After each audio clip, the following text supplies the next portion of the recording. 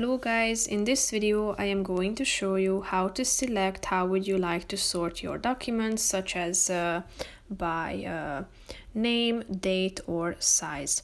But first I just want to mention, don't forget to subscribe to my channel, because at 10,000 subscribers I am going to show you my whole YouTube revenue statistics and growth strategy, how to make money online. So let's jump into it. First of all, open the application on your phone. Then tap on the browse icon down below and tap on my iPhone. Here you should click on the three dots icon in the upper right corner of the screen. And as you can see down below, there is this last section. And now your documents are sorted by their name. If you tap on the date, you are going to see that these are organized, or they are organized by the date of creation. If you tap on size, they will be organized from lower to bigger,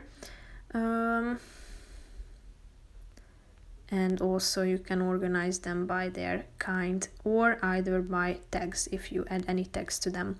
So that's pretty much it for this video, guys. I hope you found it helpful. If you did, consider subscribing and see you in the next video. Bye bye.